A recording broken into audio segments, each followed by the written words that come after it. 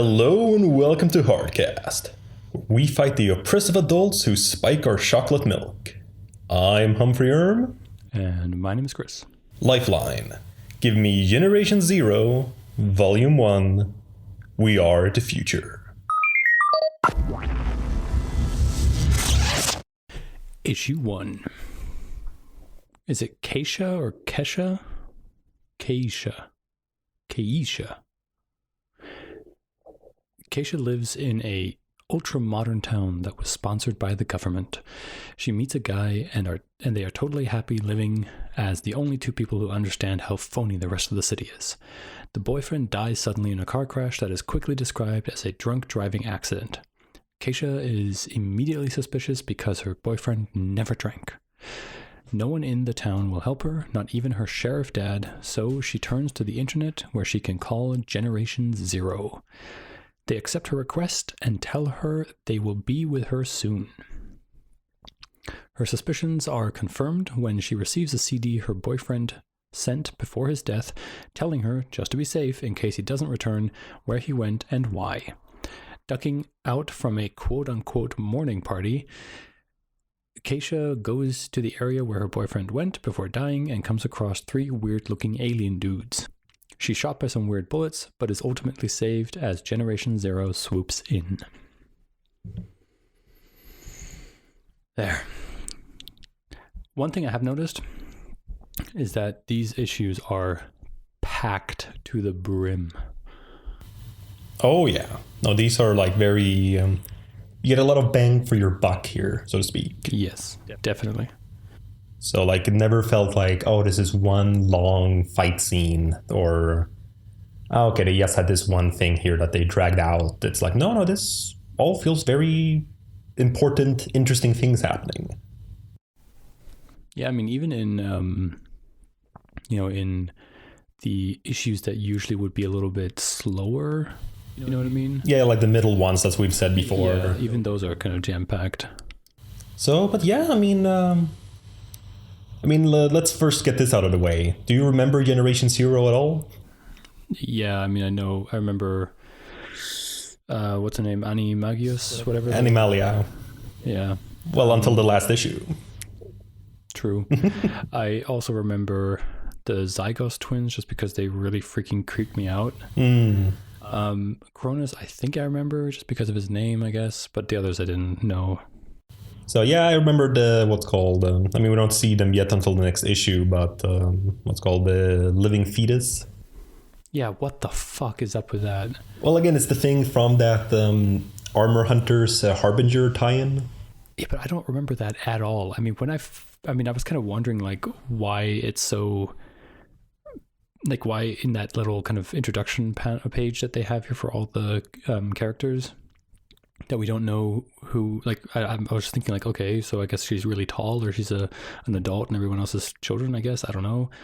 But then when I saw like her face just being so deadpan and that's just weird. That's just so weird. Well, you know me, I love that stuff. Yeah, but that's just disgusting and weird. And come on. I mean, didn't they mention at some point, I think it's in the next one, where they're like, he just doesn't want to come out. Yep. Like the fetus doesn't want to come out. So the fetus is literally growing in the body. And who knows how many years he's been in there. Yeah, I'm not quite sure what the time frame is. Because last time we saw these characters was the whole Mexico City explosion. So as they mentioned. And I'm not sure like how much time has passed. Because as you said, there is kind of like a short amount of time that it can kind of feasibly exist in there. Yeah. Unless it somehow also can stunt its own growth and stuff. Yeah, but that just weird. I know, but I love it. No. No, but that's the whole thing. And in general, this book in particular, this kind of goes along the lines of the other Harbinger books, since this is sort of like, tied in with them. Mm-hmm. But it really ties in with that whole, how do you say... they're not actually good characters, or not good characters, but not good people. These, they kind of come in as the heroes, but good lord, what their goals and methods and values. Yeah. So it's a lot more of the usual stuff that I know you aren't as appreciative as I am, at least regarding Harbinger. No. But I don't know, for me it's just a cool concept. Like, again, not something that I think should happen or anything, but for a bit of a more edgier, like superhero world. The idea of this fetus like mind controlling its comatose mother. I mean, that is so messed up. And as I said, I just think that's so, very interesting. So, but yeah, I mean, it's. I wanted to say one last thing to this thing is just that I feel like being weird and gross just for the reason of being weird and gross, you know what I mean? Like, I feel like that's just unnecessary. That's why I don't really like this character here, because the only reason this character exists is so that she can play the adult that the others can't be. And there's no other powers here that she has. Like the only power that she has really is that this fetus is controlling the mother. And I just feel like it was added in because someone had that weird idea. I mean, someone threw it out in a writer's group or whatever, and was just like, oh, wouldn't it be so weird if like a psyop baby like took control of the mother or whatever. And there's like no story purpose to it, and it just feels like it's a gratuitous thing to be like, oh, isn't this disgusting, and this maybe will get people to talk about it or something like that, like you can imagine this whole thing, like, did you know that there was a baby that controls his fetus in the Valiant universe? I don't know, it's just weird. Oh no, absolutely, in that sense. I mean, what's called it's just like all the DC Marvel fun facts in the background there. Like, oh yeah, did you know there was this character? Or, but honestly, if I'm to put on my also English class analysis glasses. Oh boy. No, but I mean, there are with Generation Zero, there is this theme of adulthood and childhood. I mean, they're very against the man. In this case, literally just anyone who's an adult, pretty much. Yeah. And because they have had their childhoods robbed and the like. So one could say that gamete or gamete, or however you say it, would just be sort of an extreme take on that, to the point where they don't even want to be born and keep their literal not even childhood, their fetushood. Yeah, I guess a case could be made for that, yeah. I mean, I'm not saying that it's, because you don't really get to explore it much in terms of what does this mean? Yeah. Because again, as you said, we don't consider the mother. Maybe it's some kind of like what's called. No, dude, no. Nope. I was gonna go into like pro-life, pro-choice stuff. No. So no, but yes, I think it probably would be a pro-life critique in terms of, oh look, it's as long as the fetus is fine, the mother, doesn't matter. I don't know. I mean, the whole scenario it wasn't like it was the fetus's choice in that sense. Oh, Jesus, dude, we don't need to go down. But no, in the comic. I know, but still. So, yeah, no, but just the whole, because it all happened because of the explosion in Mexico City. Yeah, I know, but I mean, also, again, it's a sensitive topic. Not only that, but also we're talking about a character that doesn't even exist in this issue yet. True, that's true, yeah. So let's continue this if we need to in the next issue, because let's just continue with this. That's true. But yeah, I mean, it's honestly, I really like this first issue though, because this is very beginner reader friendly. Oh yeah. I mean, sure, Generation Zero has been shown before, but this could very well be their first appearance. Which is also fine. I mean, you get a nice little lore at the beginning about who they are, and that they're supposed to be some sort of helper group or whatever. And yeah, I really like. I mean, because again, I just forget as soon as we're finished recording. I forget what happened in a comic, so it was kind of nice to read this and like actually be on the same page, because it didn't feel like I needed to know anything that happened before. I mean, the fact that there was that explosion in Mexico City. I knew that because it's just like, oh yeah, that's a big event that happened. But it's good that I didn't need to know the details, and yeah, it wasn't about all the armor hunter stuff in terms of exactly. right. It was just, and again, even for a new reader who just for whatever reason wanted to pick up Generation Zero first, it works. I mean, it's just a lore dump. It could very well not have existed all the previous. Yeah. I mean, again, this is a lot more. I mean, this, if anything, feels a lot more X-Men-ish than a lot of the previous Harbinger. Oh yeah. Because it's really focusing on the sort of more young. I mean, of course, it was, they were young people before as well in Harbinger, with the Renegades. But here, because it's not so much of them on the run, it's more like, no, this, kids in high school, but they have powers. And yeah, I mean, it just works. And honestly, I really like what's called Keisha as well. Yeah, I'm a huge fan. Now I feel it's she works because I don't know. I feel like a character like this could very easily be, I don't want to say written wrong, but this is more of stuff in the later issue, so I'll save it for then. Okay. So, but it's just a nice, good, solid issue. It sets everything up, everything we need to know. So good work, Fred Van Lente. So the original writer of Archer and Armstrong. I did think it was interesting that they kind of mentioned these cornermen. Because when I read this, we never get to see what the cornermen are supposed to look like. So basically, her brother is like autistic or something, and on the spectrum. And has like some sort of kind of like a Slenderman kind of thing where he believes that there are these cornermen that can come out, can like only travel through right angles. So he draws a lot of these, like, what are they called? Oh yeah, spirographs or spirographs, yeah. And has his whole bedroom is full of sheets so that there's no right angles in his room. And what I just didn't realize that what she found then, because they didn't.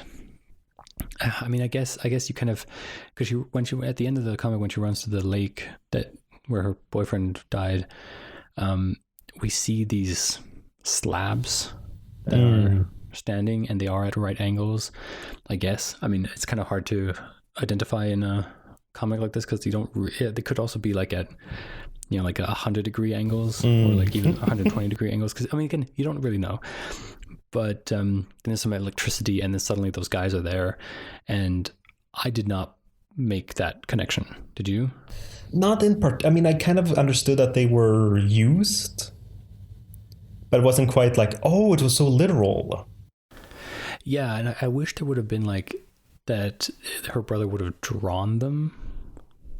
You know what I mean? Like, would have had some sort of drawing so that we know, okay, if they have like, old pilgrim style pants and a bow tie and a white face, then that's what they're supposed to look like. Yeah, that typical kind of horror movie, like the kid's drawing of the monster. Right, and because then it would have been more of an effect. Here it's just a weird character that appeared. Yeah, and the fact is also they don't ever say that that's what they were. I mean, she just always says, oh my God, oh no way. I mean, like if she recognizes them, but we don't know. I mean, that was the only thing that I had a problem with, because that's why I also wrote in my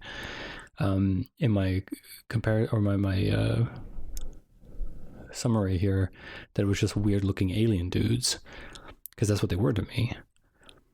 And also their guns are like they're shooting cylinders.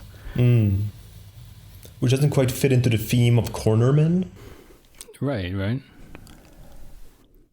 But then they did say that they have geometrical weapons or something like that. But yeah, anyway. Yeah, I mean, again, and that's also kind of the disappointment, I guess, with this volume in terms of, as we will see at the end, it's not like a fully complete like story. Yeah. So we don't quite. I'm assuming in the next volume we'd get an explanation about what they are. So, and again, it's fine with mystery, as we have always said. There's a difference between things being like mysterious and things not being explained. Mm-hmm. And I feel this is kind of on the edge of it all, because like, you know, they are mysterious, they are interesting. Yeah. But yeah, it's always very hard in terms of figuring out when is it too late to introduce a concept.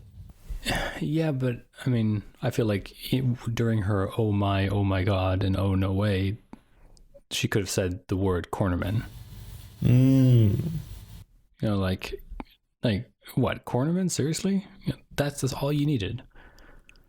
Or again, just show a drawing, like have all the little spiral graphs that the kid makes, and have a drawing of the cornerman. But anyway, doesn't matter. Exactly. So yeah, the Gen Zero comes in and saves the day. It looks so cool on that last page. Yes, they do. Though I don't know, I'm not sure about Cronus's glowy hands though. I feel I know that Photoshop brush.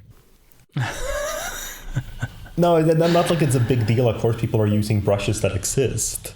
Yeah. But zooming in, it almost looks like it's the leaf, like that standard leaf. Yeah, you're right. Yeah. And like, fine. I mean, it's not like I'm confusing them for leaves, but it's one of those things when you recognize it.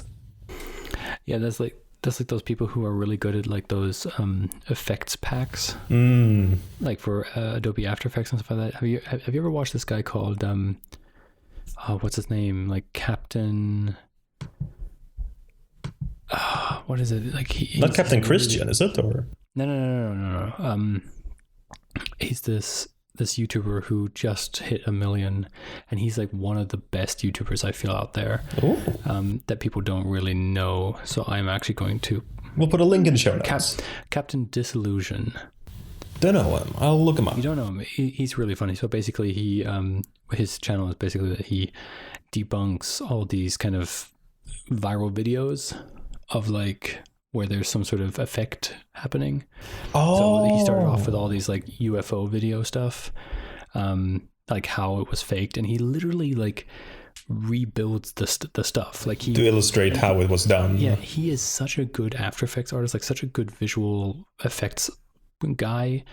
I mean, even if you don't like the video, like, or his personality or whatever, you will love the fact that he can actually do this shit and it looks so good. Like I don't know, but he is amazing. So seriously, like go to his channel, we'll go on videos and watch his most popular video, and just like, I love this guy, and he is so criminally underrated. Anyway. All right. Yeah. He also does this thing where he when he debunks these videos, he will literally like recognize splashes and explosions and stuff like that because they've been in like all these After Effects packs. And that's just something I think that you as an artist just see. You're just like, oh yeah, this is that brush, or this is this thing. Well, yes, I mean, more normal people, haven't seen so many of or been so in depth with. Right. So, but yeah, it's because again, it would feel weird that you recognize an explosion. Yeah, exactly. So, yeah, it's a very common one used all the time. It's so like right there, like that shape, like it's so typical. So, but again, it wasn't really a slight against the artist because I do like the art. Yeah. But I noticed it. So, but yeah, new kids on the shock. Actually, I did not like the way they spelled shock there. Yeah. It actually kind of looks like it's supposed to be schlock. Oh yeah. Because of the whole HL thing. Mm-hmm. I don't know. Oh man, it always ends up with some little nitpick complaints. But yeah, I mean, that was pretty much issue 1. I mean, it was a really good start of the whole thing, and I'm just, as a normal reader, because this was the first time reading it as well. Mm-hmm. So, I'm genuinely invested, so to speak. Like, all right, let's see what happens. I mean, it's very young adult novel-ish when you think about it. Yeah, I guess. Yeah, actually, yeah, you're 100% right. I mean, you have the disabled friend, you have the quirky and different female lead. But then you have the attractive blonde white guy as the love interest. Yeah, who also has a group of people who come in and tell them, no, you're actually special. Well, is she really? That's the whole. Obviously in this not, but there is a whole thing where like, you know that normal life you have, you don't have to have the normal life. You can be extraordinary and different. Oh, no, definitely. Though, again, that's part of what I liked about her, because they kind of bring up that as a theme, which I thought about, like, thank you. Anyways, issue 2. Gen Zero and Keisha discuss the strange objects, only to be interrupted by Keisha's sheriff dad, who assaults Cronus, but he lets them go. The next day, Keisha meets more members, Gamete and the Zygos twins, who are infiltrating the school to look for clues. All of this essentially leads them to kidnapping Adelaide, the preppy cheerleader who invited Keisha to the party. Kinda did what's it called? Quick version? Yeah, it was much shorter than mine. I don't know, it's hard. I'm always having trouble with the balance of that. Like, okay, what's important to mention? Well, I mean, that is pretty much the description. I mean, even though I just felt like when I was writing my summaries, I always felt like, holy shit, there's so much to like discuss now. And I mean, because there was literally like, we had other comics where the summary was, and then they fight. Oh, yeah. And with this, there was just so much happening. And I don't know. I mean, first of all, her dad's a psycho. Oh, yeah. Like, holy shit. I mean, the fact that he just literally smiles before he beats a minor, like holy shit. So, oh, yeah, but I mean, like, that's the full thing. It's very clear something odd is going on in this town. Yeah, but not only that, but he's also breaking the law. I mean, like, this is like you just said. I mean, it is assault. Oh, yeah. Not only that, I mean, he's not only that, but he's also like, yeah, again, like, Christian said, that you can't search someone without probable cause, and then he just goes ahead, assaults him, and then searches him, and it's just, I don't know. Yeah, no, absolutely. It's not showcased at all that this is the right thing to do or anything. So it's not. Yeah, but also it's like one of those things where you kind of, I mean, I guess in some sense it's kind of good because it kind of circumvents what you were assuming about this character, because you kind of feel like, we all know this also from all these other YA novels. You have like the police, the cop dad who is like, tough, but also has a soft center for his daughter who's going through some things, and the fact to like, to see him just like completely like take this guy out, it was just, I don't know, very surprising to me. And also just the fact like he assaults this teenager. I mean, obviously maybe this is all. Well, no, he's 20 years old, so he's not. Well, yeah, but he thinks he's a kid. Yeah, of course. I mean, he still is young, but according to the bio thing in the beginning of the issue, he's 20. Yeah, but I mean, like, the fact that after he does this whole thing, he's then seen as, like, completely normal. Like, suddenly he's the concerned parent again. Oh, yeah. Oh, you mean, like, in terms of, even though, like, they kind of had that effect with the light on his eyes and stuff? Like in the car, it's not like he's not being framed as a monster necessarily. Like if we don't have the previous pages in context, right, this would look like fine. Like, yeah, it's good dad. Yeah, he's just a concerned parent who doesn't want his child to get into some sort of, bad groups or whatever. I mean, literally just, and also the fact that also just talk about normalization of stuff. Like, the fact that her response to this is just like, Dad, that was so embarrassing. That's not the way to, I mean, again, we realize at the end of this. Yeah, that there's something wrong. That there is something wrong. That there is something that people have been doing. And we'll get to that when we get to it. But it's I think this is what I mean is that it's not only the teenagers who are getting, drugged or whatever. I think there's also something with the adults. Oh, certainly. Because I feel like he will get a redemption arc, like the father, because I feel like when I read this, something clicked in him, like when he started to smile before he attacked the guy. Or again, another thing, I mean, so I'm thinking like either they're also being controlled, so some people are getting controlled, because I also feel like Adele's dad is also being controlled. But we'll get to that in the next issue. So I think either that's the case, that they are also being controlled by some sort of power, Or in his case, it's some sort of PTSD. Right, because he mentioned that in the later page. They did Fallujah. And then he has to be like tough and stuff like that. So maybe that was a way of, I don't know. But then again, he also completely flipped out when he saw the spray. So like his car was sprayed with the Generation Zero logo. Yeah, exactly. Which is so nice that they took some time to think about branding. Yeah, well, it's always the whole thing. I mean, that's what always happens with anything like that. I mean, I know people have joked about this since it came out with The Dark Knight Rises. But, Batman comes back from the whole desert after curing his back. And he takes the time to set up that whole explosion with his logo. Yeah. Which, again, it's fine. It works as a film, but it's one of those... It's a symbol, Humphrey. Yes. It's a symbol to tell the city that he's back. Exactly. And again, it works. I'm not going to go into it's a plot hole or anything, but it's more of... It's one of those things where you imagine the event, because you don't want to show the event, because that would show it case it more stupidly. But if you were to think of it, like, all right, just hold on, just going to put this stuff here. I know people are getting killed and stuff right now, but is this important? Yeah. But again, here, I guess it was just a spray paint, so I'm sure it was Telek doing it since she's kind of like her quickness and stuff. Yeah. But it's kind of weird, and I'm surprised I didn't notice this, though, looking forward. Like, after he gets smashed against the window, I didn't notice that he left the little, well, not lipstick, but the blood stick. But honestly, I mean, with the amount of blood, like the cut that he got on his lip, he should not be able to leave a perfect lip print on the glass. I don't know. I felt like that was a little bit excessive. Yeah, but again, it's the whole, he's so charming. I mean, oh God, he's so... I mean, I'm grieving over my boyfriend, but man, Kronos. Yeah. Also, isn't it so weird when she's like in school the next day again, and she literally has a drawing of a tower, and she's written the name Christian over it like half a dozen times.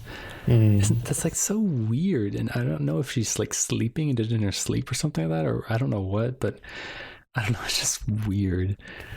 Well, it does. I mean, I forget, how old is she? 16 or was she older? Does it say it somewhere? I feel they mentioned at some point. It didn't say it anywhere in the story. Wait, but she's what is she, a freshman? Then she'd be 15, 16, yeah, depending on... I have no idea what those mean. Like, actually, no, wait, freshman. No, it would be 14, 15. No. Wait, sorry, no, not freshman, because wait, they say it in the All right, when the twins are introduced. When the twins are introduced, they say something like, oh, yeah, the twins are the freshman class, and she's their upper class mentor. So would she be a senior? No, I mean, there's 4 years for American high schools. It's freshman, sophomore, junior, and senior. I mean, because you've been in American high school. I never remember that. I always hate it when Americans, like even in American TV shows, are like, oh yeah, we're a freshman. I'm like, what does that mean? What grade is that? Or like, oh, I'm a sophomore, I'm a whatever the third one is, and a senior. It's just like, what? I remember because I got to be a freshman and a sophomore. Yeah. So, but then I moved to Germany where I met you. Aww. And we were just numbers. Yeah, and then we were just numbers like it's supposed to be. I am not a number. Okay. So, yeah, no, I'm referencing a show that I've never seen. And I don't even know what show you're talking about. What show are you talking about? I can't even remember. I just remember the parody of The Simpsons of it. Oh, Jesus. So the counselor or whoever that is that's doing it is on Facebook and has a picture, and I really wonder who that picture is of. Oh, I didn't even think of that. I love when they do details like that. Like it literally is a photo that someone photoshopped into the frame. Oh, man. Well, I see it. Can't quite see all the way in. I swear to God, if that's Fred Van Lente and his father. That'd be clever. Yeah, no, I mean, that would be the thing. I mean, it would both be easy thing to do, as well as then be a bit of an Easter egg. But like only for his family, because only like it doesn't look like a picture that I would recognize. Yeah, no, it's not like a famous picture or something. So, but yeah, but it's kind of I didn't even think of it. Neither the Facebook screen or the photo because it's pretty small. But yeah, it like does stand out in terms of not being drawn. Yeah. So do you want to go back into talking about that weird fetus girl? I think we got most of our points there. I mean, it's just so creepy because she has like this creepy wide eyes and a freaking smile, and it's weird and disgusting and just god. But it also seems like she has some sort of power over other people as well, because she's doing kind of a Jedi. Yeah, she's doing the Jedi mind trick. Like, you don't need this, do you? You don't need this, do you? Well, again, I mean, it's kind of like you said. It seems like Gamete, for the most part, is just a practical character to have for like this setup. It's both that they have an adult that can pass as their mother, as well as the fact that they can easily get out. They can circumvent all these things that we would bring up otherwise. Yeah. Wait, don't you have to be, enrolled in a school? It's like, yeah, but, she brainwashed them. Or he, or I don't know, fetus. The fetus brainwashed them. Which I'm fine with. Like, I like it when there's like, you either have to ignore, like, these problems, when you're writing a story, or you have to then have some thematically appropriate reason for it. Mm-hmm. Like, did you ever watch, the Tom Hanks movie Big? Nope. I mean, I think actually, no. I do remember. Is that the one where he, like, as a kid, wishes on one of those weird puppet fortune teller things? Yeah, like it's some kind of like, what's called, fortune teller machine. Yeah, and then he becomes like an adult, but he's still a kid inside. Yeah. I mean, he comes into the body of Tom Hanks. I mean, that's when Tom Hanks takes over as the role. Yeah. Okay. So, but the thing is with that movie, for example, it's not about, the logistics of it. It's just, a sort of a charming, cute movie about, a boy in a man's body. But they never quite explain how he, how the whole social security number thing works for his like account and like money and stuff like that. Because you feel that would be something that would, come across. Because when he gives the social security number, it's just his friend's locker combination. And then he has to add 2 numbers anyways. And somehow that works. That's never brought up again. But again, it's not the main point of the movie. It's not, it's not like a whole, ooh, yeah, it's all very clever about how they figure things out. Yeah. And that's the thing here. Like, this works thematically because we have these powers, specifically psychic powers of some sort. So why not have someone who can just, do this?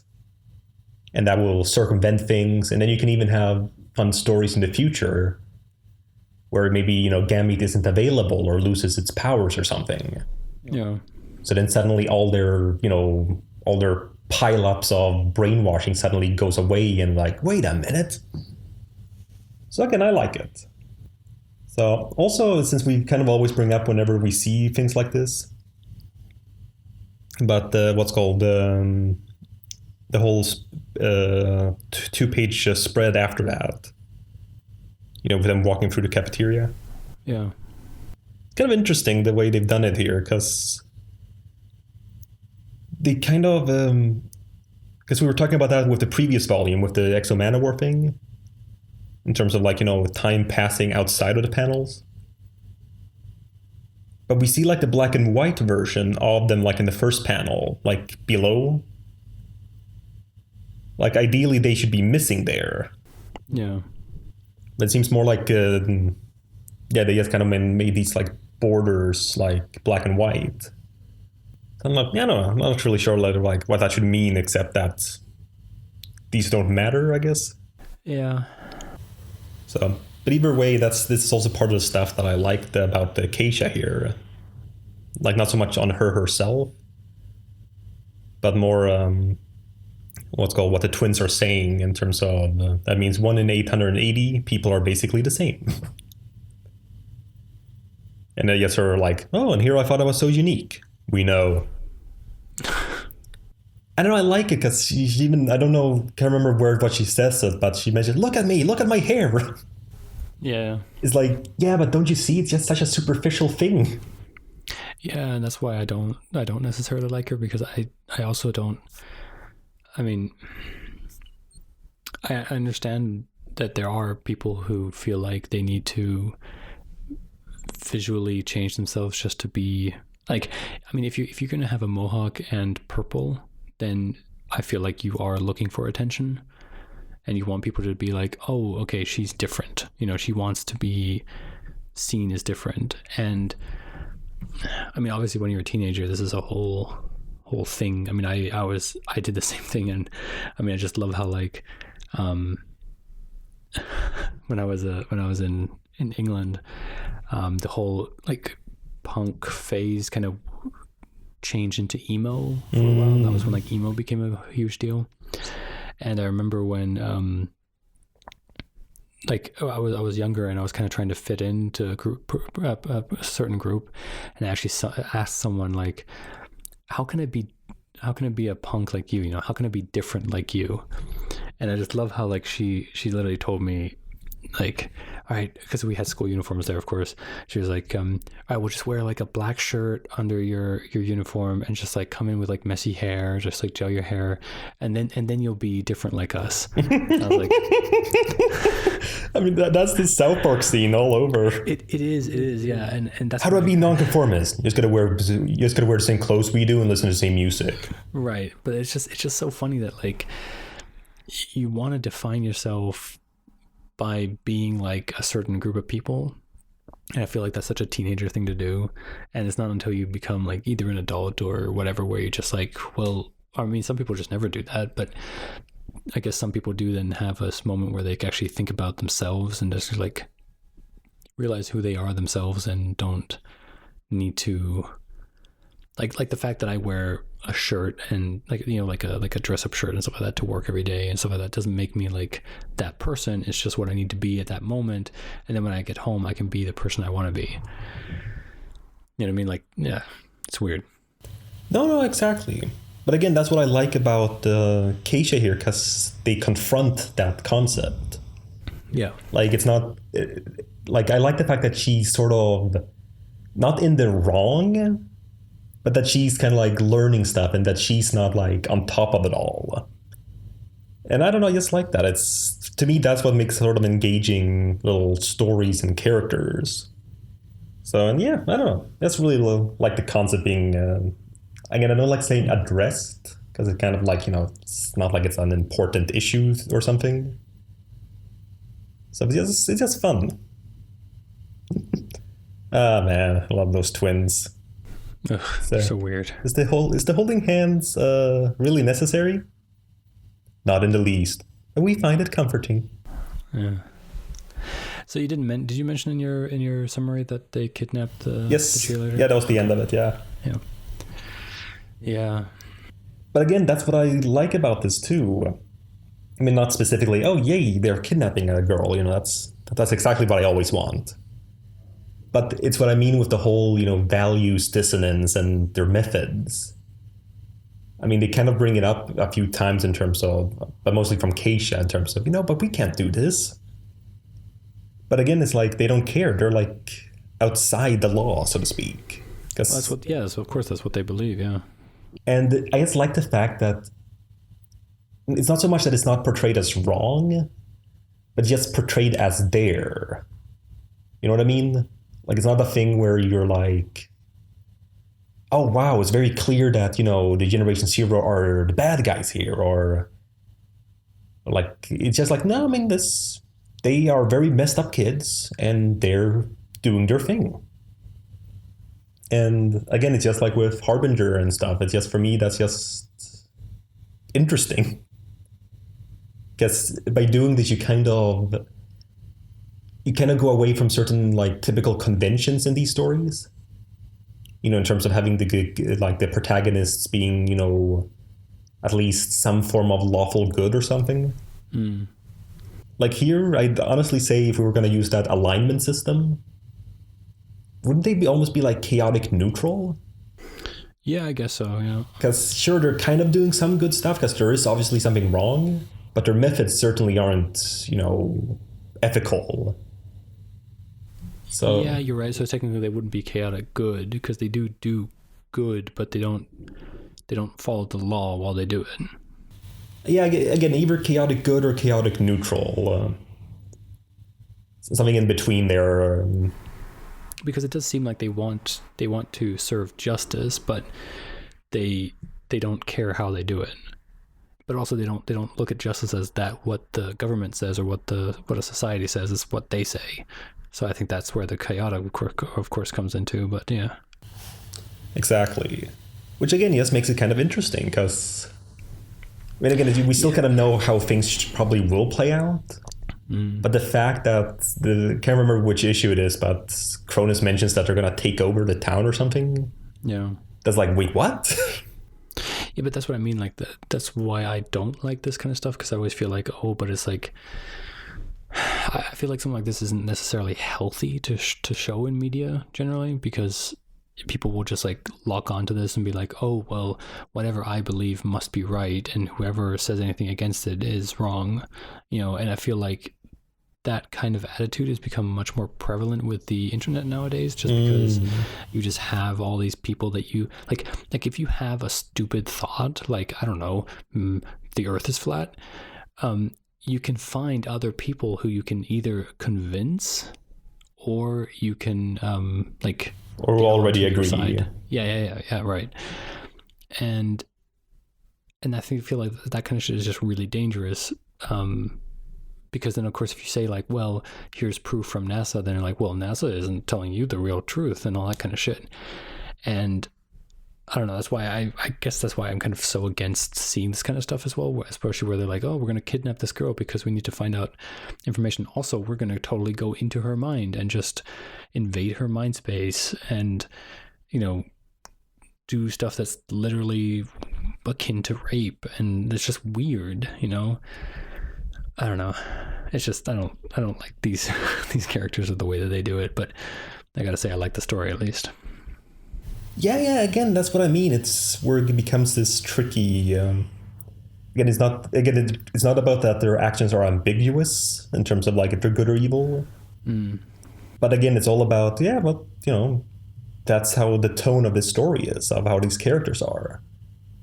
It's not one of those things like I remember a lot of people really hated the DC event comic, Identity Crisis. Did you ever read that? Nope. Of course not. What do you expect? Yeah, because it was apparently pretty well received when it came out, but later people started being like, you know what, it was messed up. Because it starts off with this villain raping one of the superhero's wife.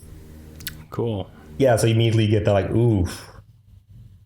And what happens then is sort of, because they're all furious about what happened, they kind of brainwash Dr. Light. Yeah, it was Dr. Light who was the rapist. I don't know if you know him, but yeah. They basically brainwash him, which was a very unethical thing to do. And Batman finds out about that, and he's gonna kind of like, confront them about it, but then they brainwash him too. And that's the whole thing there. It wasn't like years later, it has been brought up as like interesting drama in terms of like, oh, wow, that was a bad thing they did. But it's one of those things where when it happens with these characters, everything felt very like, it was like too extreme, too weird, and yes, didn't fit the characters. Yeah. It's like, okay, sure, a terrible thing happened. And sure, whatever they did to Dr. Light, he probably deserved it. But then, like, brainwashing Batman, like, wiping his memory of the events, it just gets like, whoa, guys, you're supposed to be the good guys. And that's what I mean here. We don't have this, we're not breaking any character here. You know what I mean? Yeah, I guess. So I feel that's it's part of the thing where I feel sometimes, that's why you make new characters if you want to do a character that's similar to this, but goes more in this direction. Because now you don't have, 70 years of continuity that you're ruining. So, but either way. Issue 3. Gen Zero and Keisha go into Adele's mind, which looks like an Archie comic. All that happened really is that they find out that Adele was into Keisha's boyfriend and was just as crushed by his death as she was. She's also an overachiever, has a lot of pressure from her father, and there's a security system within her subconscious. The security, in form of those aliens from before, what are they called? The corner walkers? The cornermen. The security, in the form of the cornermen, attack Gen Zero and Keisha, but they run away into a roller rink because it's round and they get extracted out of the mind space again. In the real world, Keisha's dad is waiting with an army of SWAT-looking guys ready to attack their hideout because Adele has a subdermal tracking device. Yep. So I loved the Archie reference in this. Oh, yeah. It's so cute. It was so much fun seeing this art style and just like, I don't know, it's just the best. And also, weirdly, because I mean, I haven't really like I've never really read any Archie comics like ever. Yeah, I know. You're just a Riverdale fan. Yeah, well, that's what I'm thinking about here is like, because I'm seeing all this like Archie stuff here now, and then they're talking about like all this conspiracy with like the, all the, creepy things happening in the background, and then the parents having something to do with this stuff, and it's all like a conspiracy and stuff like that. I'm like, holy shit, this is Riverdale. Like actually the show Riverdale. Because it's just so dark and weird, and oh my god. Yeah, no, it's... I haven't watched it yet. Just read the mad parody comic of it. Yeah. As well as heard from you and other people who love the show. Mm. So it was really... I don't know. That's neat. Yeah, I really like this issue. So then it gave the original artist a break. Yeah. So I'm surprised there were no Inception jokes. I mean, come on. I guess it's too outdated now. Yeah, exactly. It's way too old. But I guess I was thinking that when you see like the whole, in the real world, them all lying there. Yeah. Except for, of course, Gamete, who's, taking control of the whole thing. Because she's well, I'm not saying she because of the mother, but yeah. Like, putting them inside there, and it's just like, oh God, crazy. Yeah, no, but it was a fun little issue.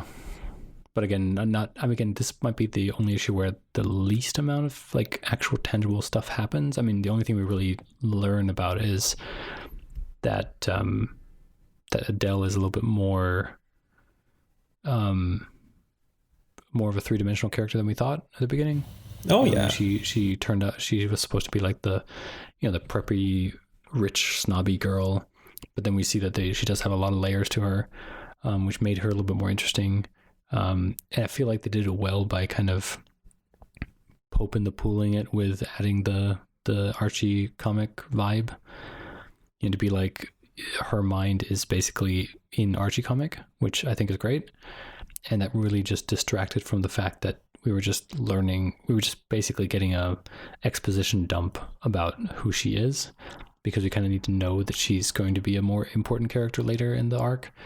Otherwise, there's literally nothing important that happened. Right? You're absolutely right. It is just one big pope in the pool, as you said. Yeah. So, but again, very enjoyable. Thanks to the art style change.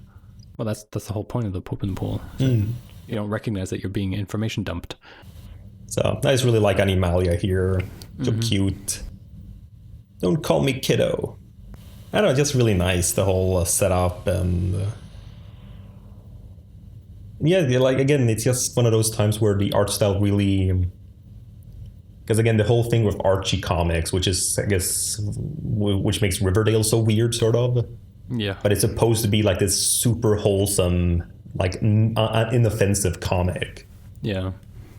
Like, I'm sure, you can find something to be upset about anyways, as a person, but it's like goes out of its way to the point of how they really like upped, like, to be very progressive in the recent years. Mm-hmm.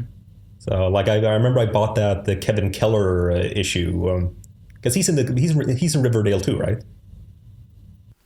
Yeah. Yeah. So, I bought that on Comixology, the George Takei issue of that. So, which is always such a weird thing because it's not like he's really there. So the cameo is kind of hollow. Yeah. I mean, at least with like Scooby-Doo and stuff like that, in the animation, they actually had the voice then there.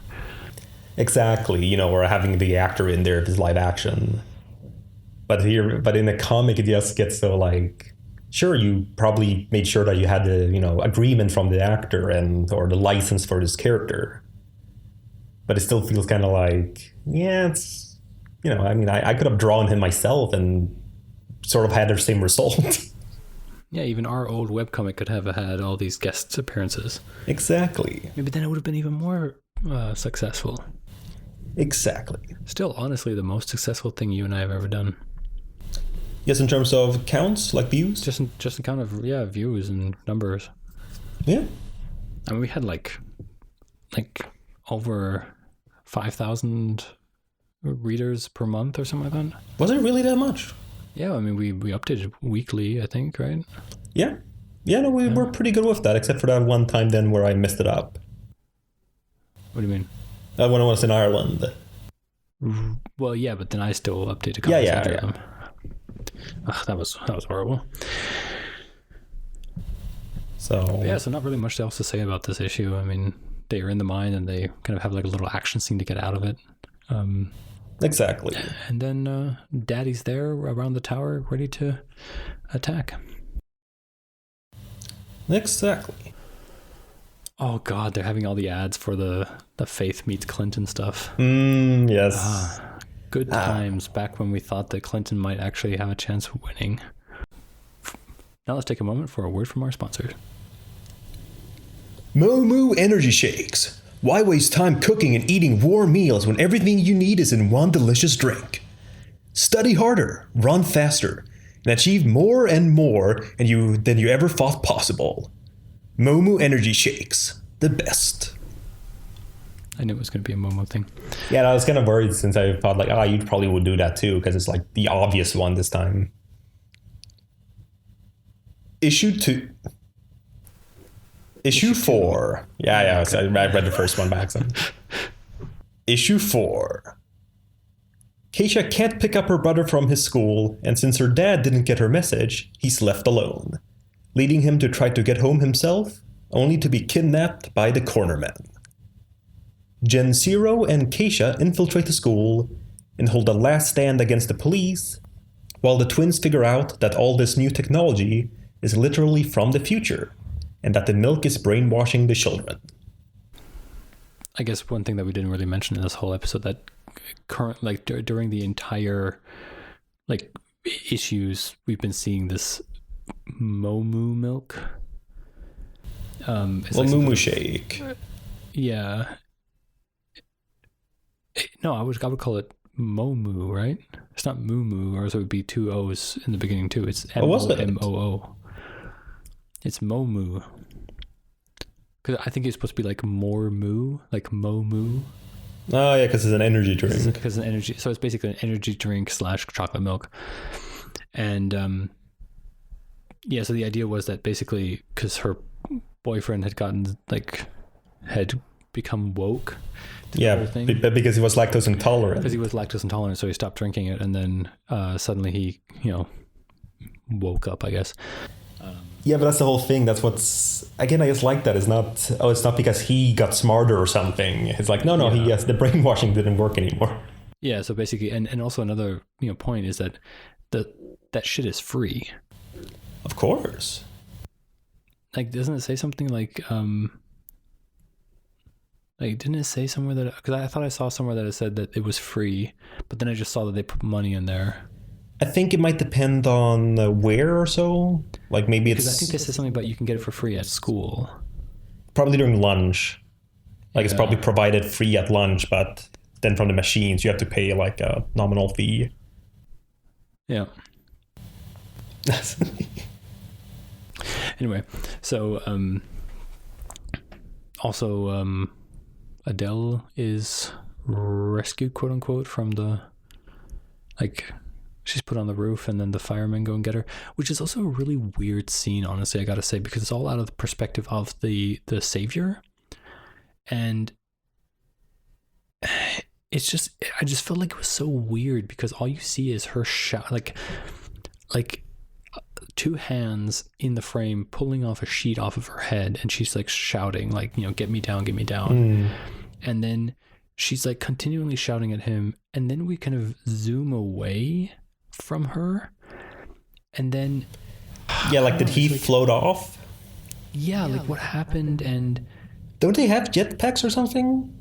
Or I don't know, but it feels so weird that we don't see who rescued her, and also because she calls the person Sherman. And Sherman is... Oh, I guess that's... Yes, of course it's her father then, wouldn't it be? Yeah. Right, okay, so then basically he just uncovered her and then just left to go after the... Okay, so it is her father, okay. Yeah, that's what she's saying too, in terms of... Yeah. I'll have your job, Sherman. Your goth freak brat is the one who's behind all this. Yeah. Yeah, so anyway. And then we have Animalia reading manga. Yes. Oh my god. I just love it. In the next issue. Yes. Yeah. But the thing is, I love this though, because I was thinking that myself like years before. Like, okay, he grew up with all these kids' cartoons, and it's like, oh, she's gonna be such a weeb. Yeah. And it's like, yes. Yeah. Just because you went through that same thing. I think most of us did. There was always that point where you realized manga was so much better. Yeah, well, but then you also had that moment where you were just like, everything from Japan is so much better. Yep. And then you become like an actual weeb. Oh yeah. But again, it's the whole. It's so different. It just makes you crazy. And I honestly, at the whole Nippon Nordic thing I was at last month. I mean, I was kind of weeabified. So with the Japanese people there, a lot of fun though. So please don't tell me you bowed to them and said stuff like konnichiwa and stuff like that. Oh no. I did. That would have been full weeb, and I would have lost respect for you.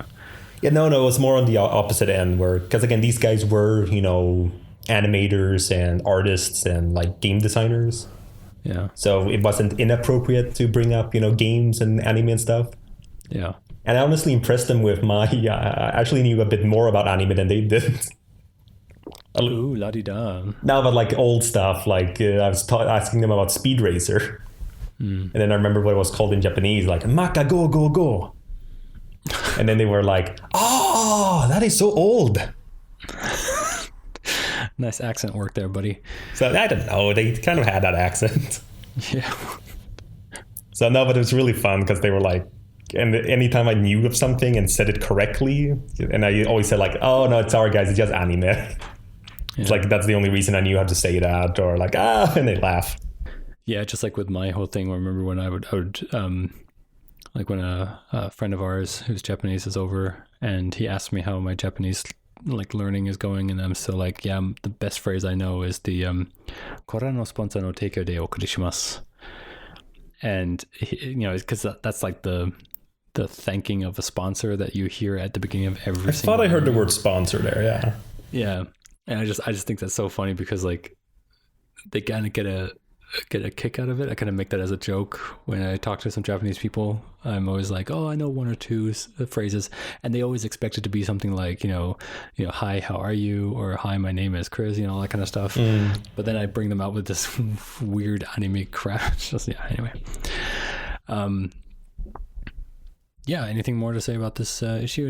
I don't have much to say. I mean, it's... Yeah, this one was probably I wouldn't say weakest in that sense, but it didn't quite have as much. This was this is more of the one we mentioned as the transition issue.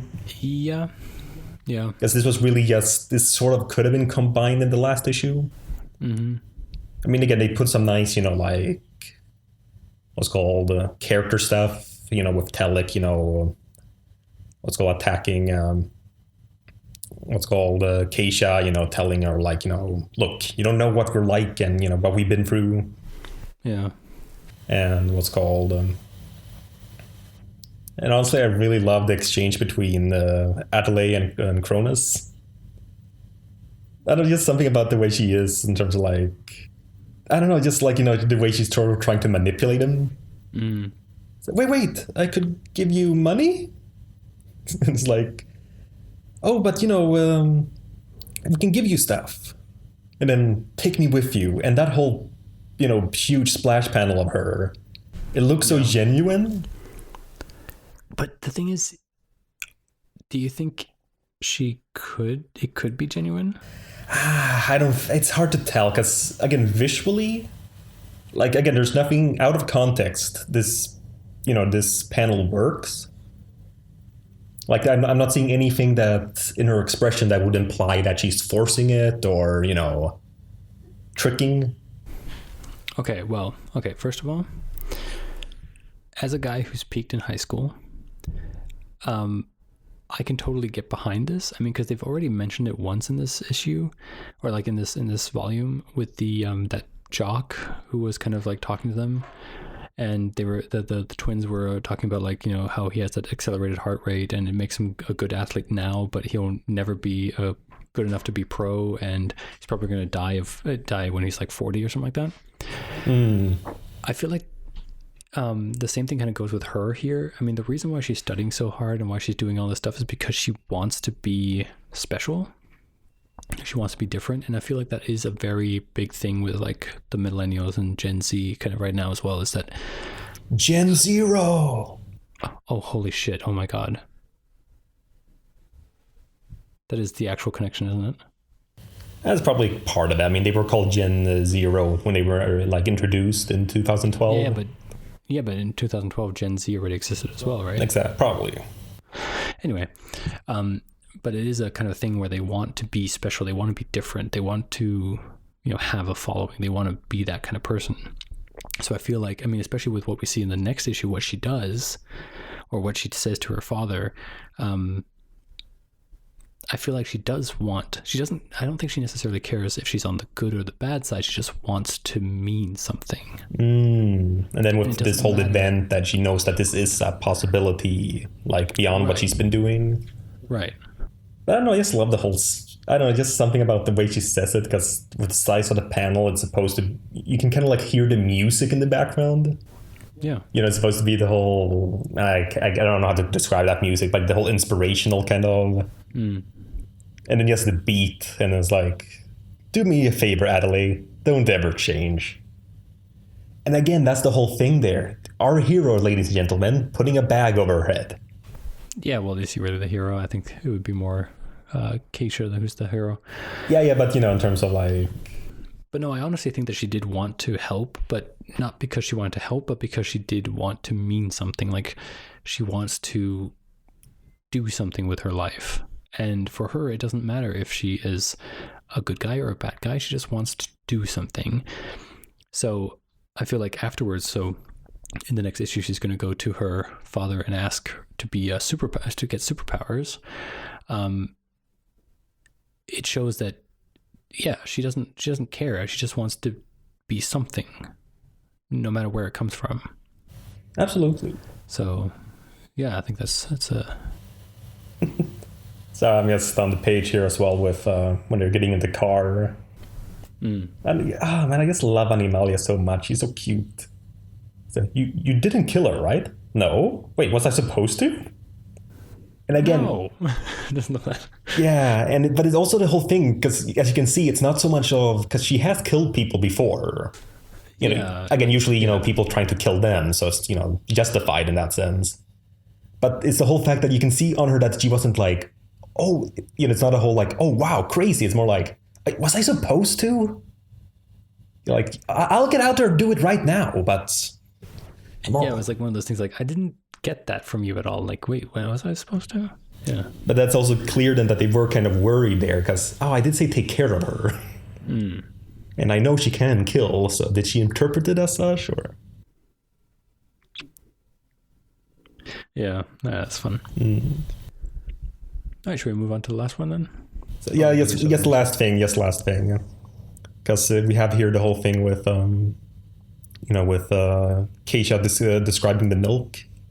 And again, that last panel there on page 125, or the middle panel at the end, so this is mind control. No, that's crazy talk. I'm far too independent to allow myself to be manipulated. Yeah. And that's what I like there, is like, I don't know, I feel sometimes a lot of these characters can be, depending on the writer, The writer might be more of a Keisha person, so they want to kind of portray that kind of character as sort of like right all the time. Yeah. But here is so much fun because, you know, it's not like she has bad morals or she's a bad character. It's just fun that, you know, they're playing with that concept. You know, she thinks she's so, I mean, look at her outfit, you know, her hair. I'm so unique. And it's like, no, I can't be manipulated. Which is just the irony then of having, you know, literal twins, you know, kind of seeing through that. Yeah. Again, it's just well thought out. It just works. I love it. Yeah. I mean, it is interesting to see it like this. And I mean, I went through this whole phase as well. And it's just, it is just interesting to see this and be like, okay, from an outside perspective, this is weird. Because literally, I mean, there are things that people do where as a teenager, you know, if someone was like, oh, I'm going to get like these huge ear loops, you know, because that's totally what's in right now. I'm like, yeah, that's totally cool. You should do that. Express yourself and stuff like that. And then even now there's like loads of people who are like, yeah, that was a big mistake when I was a kid to do that. And, you know, seeing her as well, I mean, she doesn't have like, you know, piercings that are going to, you know, stick forever. And I think her ear loop is big enough that it can grow back or whatever. But it's one of those things where, like, you know, maybe our parents had some sort of, you know, sense when they said that maybe you shouldn't do something as a teenager that you might regret later in life, you know, because oftentimes, like, yeah, you want to do the things so you can fit into the group that you feel like you're supposed to be part of, and then when you grow up, you realize, oh yeah, it was just a phase, just like my parents say. I mean, not everyone is like that, but I feel like a lot of people are, me included. No, but I mean, there's certainly a reason why it's a phrase. Yeah. So, because again, yeah, you change a lot. I mean, you know, sometimes you're like me who remain a child throughout your life. Right. So, you know, I haven't really, for me, it really hasn't been a phase with anything. Yeah, I don't think. Honestly, my phase was a short-lived, I probably should get away from cartoons phase. What? Why? When? It was in my early teens. I had to I started watching it in secret. Like, I remember when I moved to America and I was like, oh, it's going to be an American high school now. I'm turning into a teenager. I still want to do animation and stuff, but I probably shouldn't sit and watch, you know, like Cartoon Network and Nickelodeon and stuff.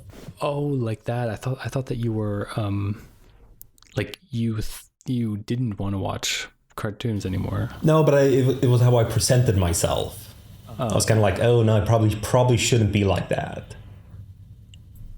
So, and I remember, and it was too bad too, because it was just when Avatar: The Last Airbender came out.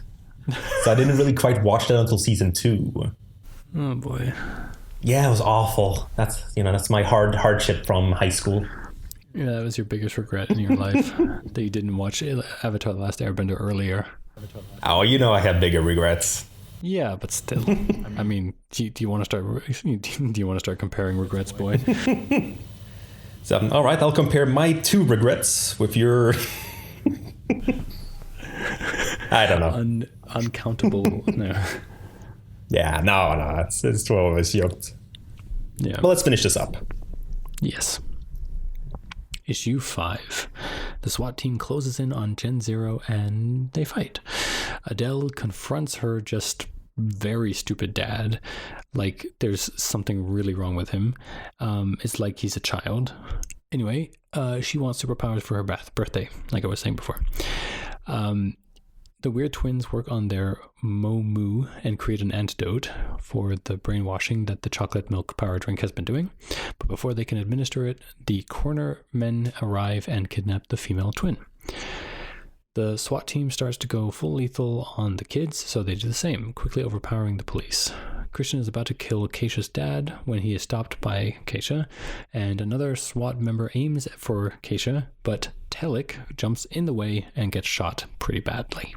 They escape, Keisha stating to her dad that Gen Zero is her new family now, and they race off. Keisha gets the antidote and suddenly can see a huge looming black and red tower over the city. Get woke, fascists!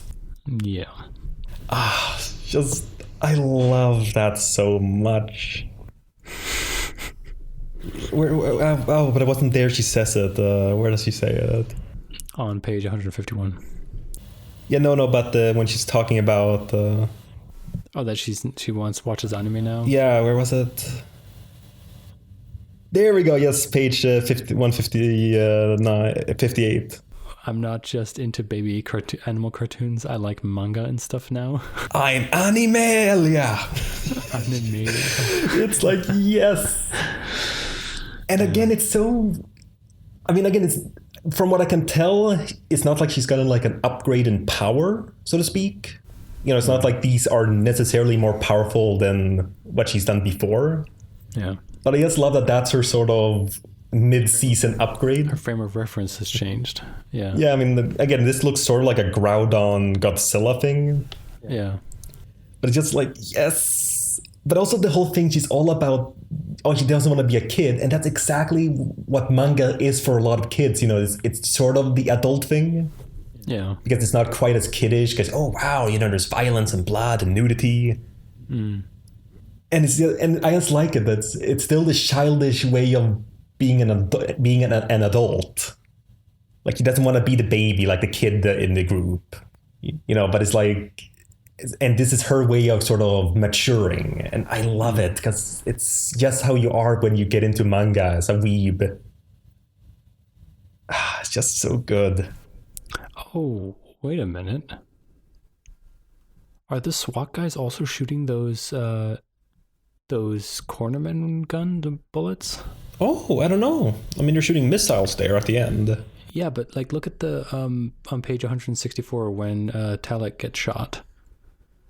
She's not being shot with bullets. She's being shot with those spheres, with those. Oh, you're right. Yeah, I guess so.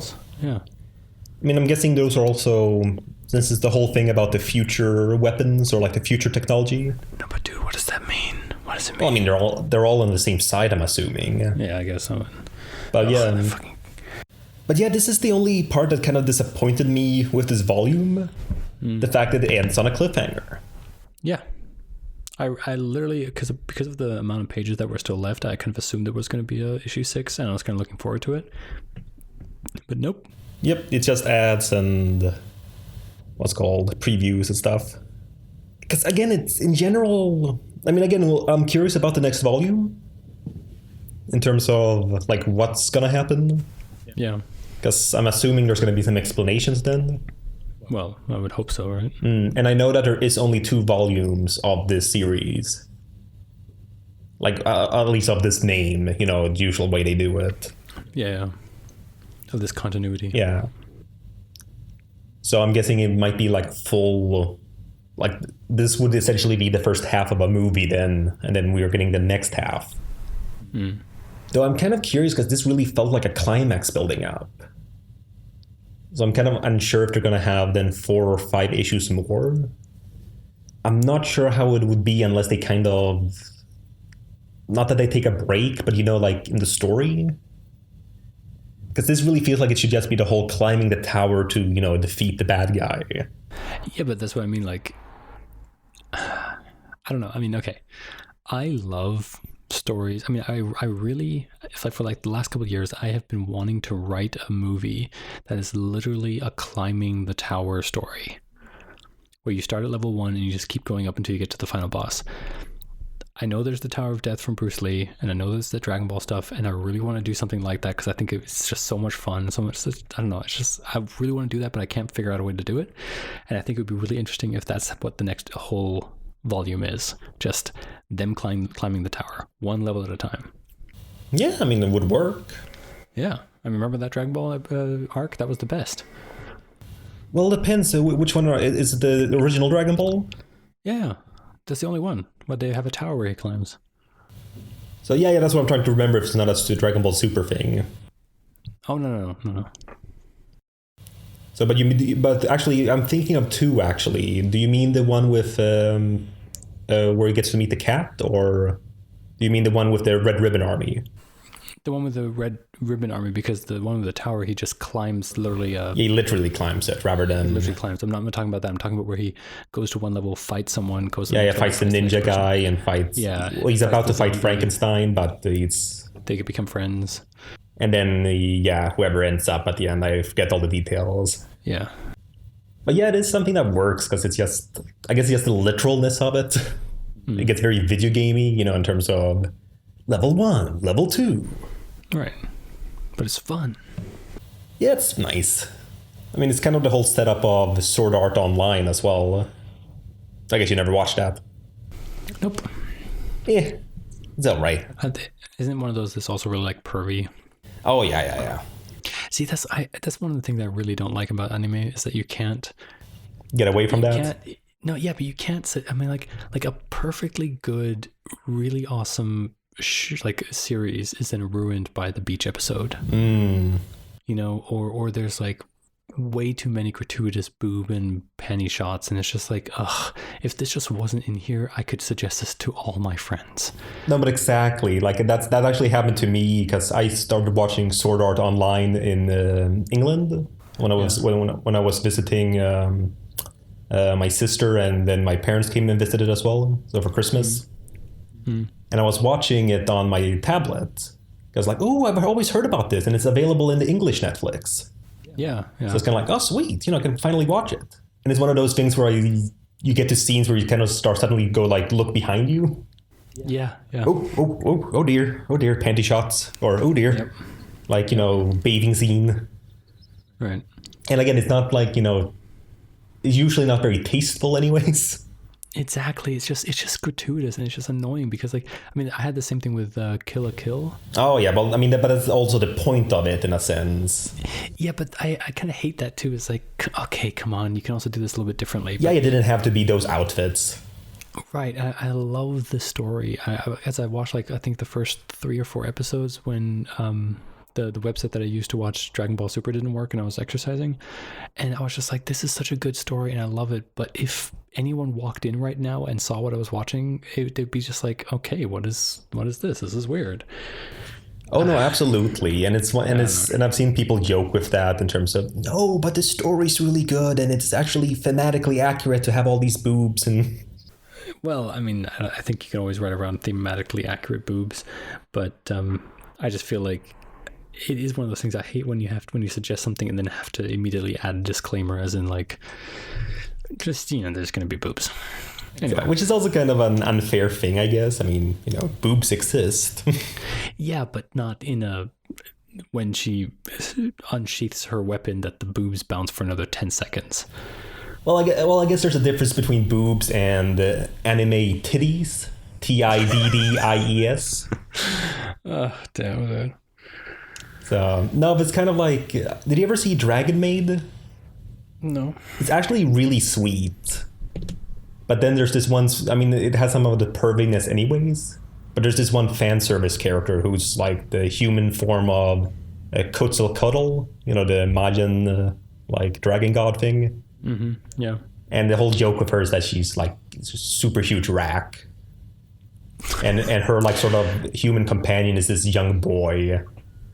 And he's like always, there's always jokes about him like getting knocked out by her boobs because she's just like jumps up somewhere. And honestly, I like it, but it is one of those things where you're like, it's other people who aren't into anime probably won't like this or will find this very weird and inappropriate. Yeah. Well, let's save it for our anime themed podcast. Yes. That we'll be recording after this episode. Might as well. So we have enough material for our podcast now. Yeah, we just cut this up in 2 parts. But that's about it, though. I mean, it's like we said, it was just a bit disappointing that it didn't have a more solid ending. Yeah, because it was such a good flow, all very interesting, exciting, invested, and then bam, stop. Yep. I mean, I guess if you're reading them issue by issue, you're not thinking of it as volumes. So then, you'd just be looking forward to the next issue. But yeah, as the volume is like, man, usually at least they solve the main problem, but then, they have a cliffhanger for the next volume. Right. But here it was like, nope, this story isn't done. All right. One last thing that I do want to say, and this has nothing to do with Generation Zero right now, but then again, half of this podcast has nothing to do with Generation Zero. There's advertisement for Divinity 3 Arc number 1. Yeah. Could they have not made it more Iron Man? So yeah, it does look a lot more the color scheme now. I mean, it's literally yellow and red, and it's just like, I mean, if you wanted to distance yourself from Iron Man, this is not the way to do it. Well, I mean, you'll see when we get there. Yeah, I know, but still, it's just kind of weird. You're like, okay. I mean, is he supposed to be Russian or Chinese? Chinese, right? No, Russian. But why red and yellow then? Oh, yeah, I guess red and yellow is also... Yeah, it's the yellow sickles. Yeah, true. Yellow hammer and sickle. Yeah.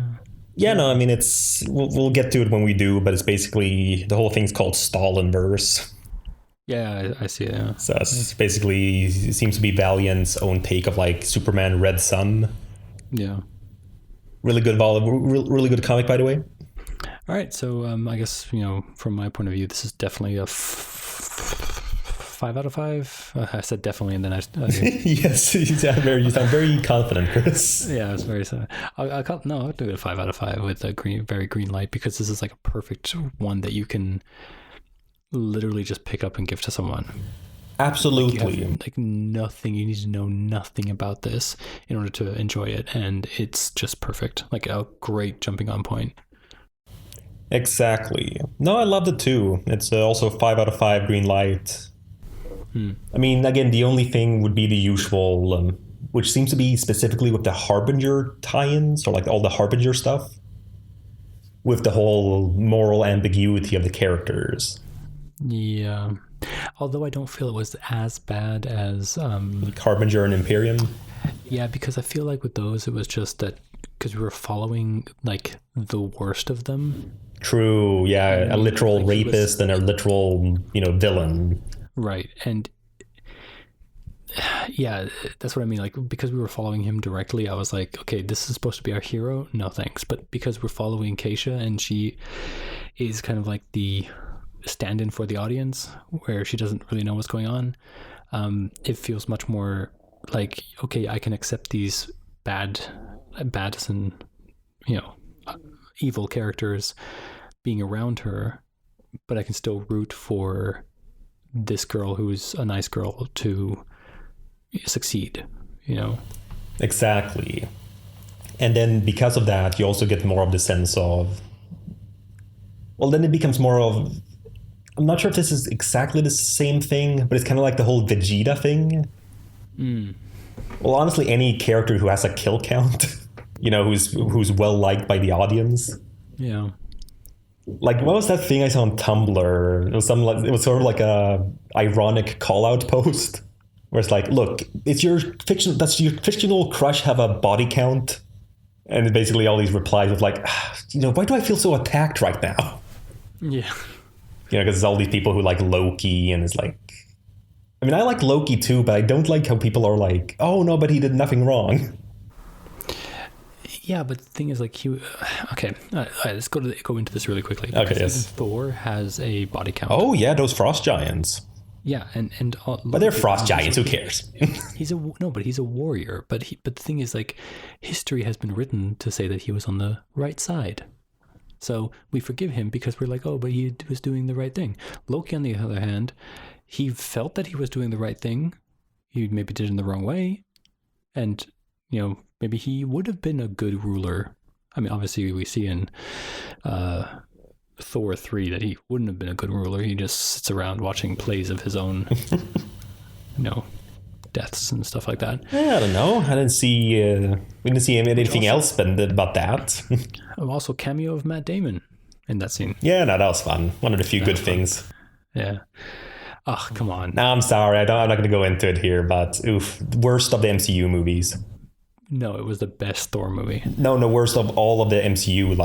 Worst than Guardians of the Galaxy. Nope. Nothing's worse than Guardians of the Galaxy. No, this was bottom tier.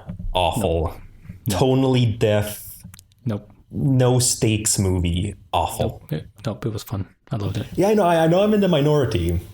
So I know I am, but oh man, except me and that Peruvian guy from work.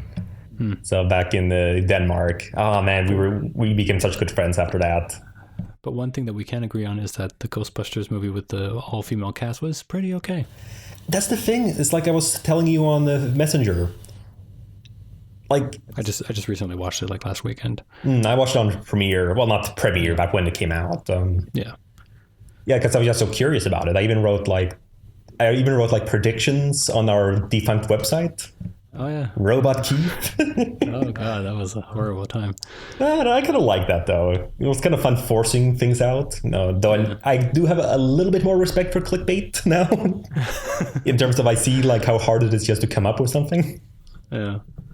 But yeah, no, I mean, it's what I noticed about it was the whole thing that regardless of what side you were on, because, all these people, man, they're ruining, another property, to, man, everyone's a misogynist.